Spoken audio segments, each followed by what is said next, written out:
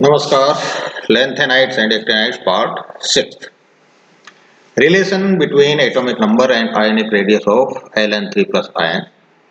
Atomic number बढ़ने पर ionic radius लगातार घटती है, जो आपके दो ग्राफ्स की सहायता से नीचे की तरफ दी हुई है। La3 प्लस यानी लैंथेनम 3 प्लस से ल्यूटेशियम 3 प्लस तक जैसे जैसे एटॉमिक नंबर बढ़ता है वैसे वैसे रेडियस लगातार घट रही है। जबकि relations between atomic number and atomic radius of lanthanide की बात करें तो नीचे वाले ग्राफ के हिसाब से आपको ये नजर आती हैं। इस ग्राफ के अंदर आप देख पा रहे हैं, थोड़ा मैं इसको ग्राफ को भी आपको बड़ा करके दिखाता हूं। तो इस ग्राफ में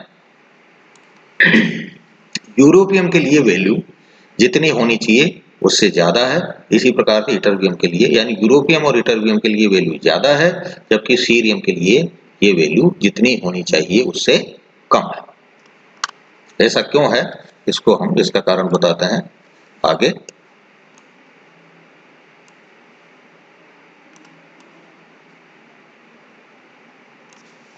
यूरोपियम व इटरबियम का आकार सामान्य आकार से अधिक है। कारण क्या है इसका कि यूरोपियम और इटरबियम के द्वारा मेटेलिक बॉन्ड बनाने हेतु, मेटेलिक बॉन्डिंग हेतु केवल 2 ही इलेक्ट्रॉन दिए जाते हैं।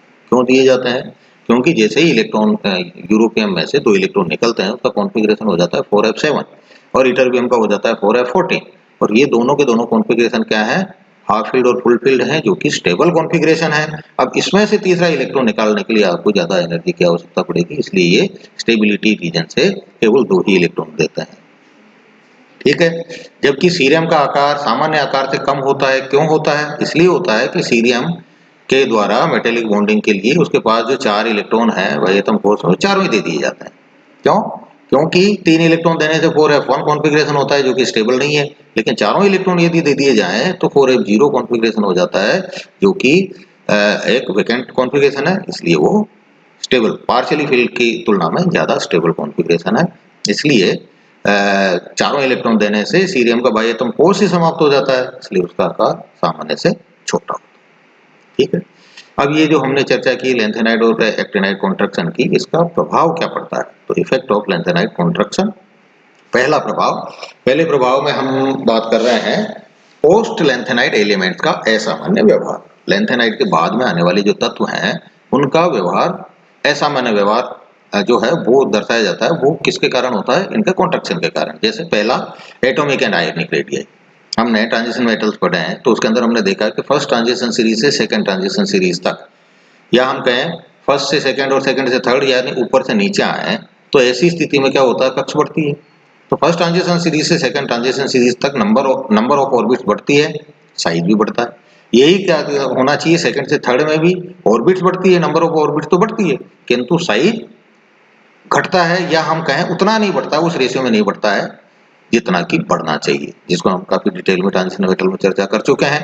और इसका कारण क्या है? सेकेंड और थर्ड ट्रांजिशन सीरीज से के बीच में पहले पाए जाने वाले 57 से 71 तक पाए जाने वाले लैंथेनाइड, इनका संकुचन।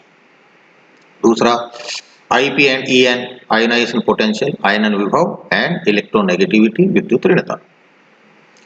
साइज यदि अधिक होगा तो आईपी और ईएन कम होगा, साइज यदि कम होगा तो आईपी एंड ईएन अधिक होगा। यहाँ पर भी वही जो दोहा मैंने आपको बताया था कि परमाणु आकार के साथ है धात्विक गुण और सब विपरीत है, इसको लेना सुन। यानी परमाणु आकार जैसे जैसे बढ़ेगा तो धात्विक गुण तो बढ़ेंगे, बाकी दूसरी जो general property, ionization potential, electronegativity, electron affinity वगैरह वगैरह, ये सारी की सारी घटेंगे। अतः IP and EN of third transition series is greater than second and second transition series is less than first. ठीक है। यानी सेकेंड ट्रांजिशन सीरीज के लिए इनका मान थर्ड से भी कम होगा और फर्स्ट से भी कम होगा, यानी बीच का होगा। तीसरी बात है डेंसिटी। हम जानते हैं D इज इक्वल टू होता है m upon v, mass upon volume. तो density of third transition series is greater than second transition series, और ये कितनी होती है? लगभग डबल होती है। अब दूसरा effect, similarity of yttrium with heavy lanthanide. Yttrium की भारी लैंथेनाइड्स के साथ में समानता। ट्रांजिशन मेटल्स में size of scandium is less then yttrium and yttrium is less then lanthanum and lanthanum is less then actinium. अब आप इसको मैंने एक एग्जाम्पल सेट करने का प्रयास किया है। मान लीजिए ऊपर से नीचे आ रहे हैं स्कैंडियम, ईट्रियम, लेंथेनम। मान लीजिए स्कैंडियम का साइज 10 सेंटीमीटर का है, ईट्रियम का 20 सेंटीमीटर का है, तो लेंथेनम का 30 का होगा। 10-10 के हिसाब से ये बढ़ रहे हैं, एक एक स्टेप जैसे हम नीचे उतर रहे हैं। अब लेंथेनम का हुआ 30, अब ऊपर से नीचे आते हैं तो आकार बढ़ता है, जो हमने बढ़ाया 10 से 20 हुआ और 20 से 30 हुआ। लेकिन हम जानते हैं बाएं से दाएं तरफ जाते हैं तो आकार घटता है। मान लीजिए हर स्टेप पे 1-1 सेंटीमीटर आकार घटे, तो लेंथेनम का 30, उसके बाद सीरियम का 29, प्रेसोडायमियम 28, नियोडायमियम 27, समैरियम 25, यूरोपियम 24, गैडोलियम 23, फिर 22, फिर 21, और होल्मियम का हम देखते हैं कि कितना साइज हो गया 20 सेंटीमीटर। और 20 सेंटीमीटर किसका आकार था? ईट्रियम का। यानी ईट्रियम का और होल्मियम का साइज लगभग बराबर हो जाता है। तो लेंथेनम में आकार में बाएं से दाएं लगातार कमी के कारण एक ऐसी स्थिति आती है जब होल्मियम एटॉमिक नंबर 67 का आकार ईट्रियम एटॉमिक नंबर 39 के लगभग बराबर हो जाता है।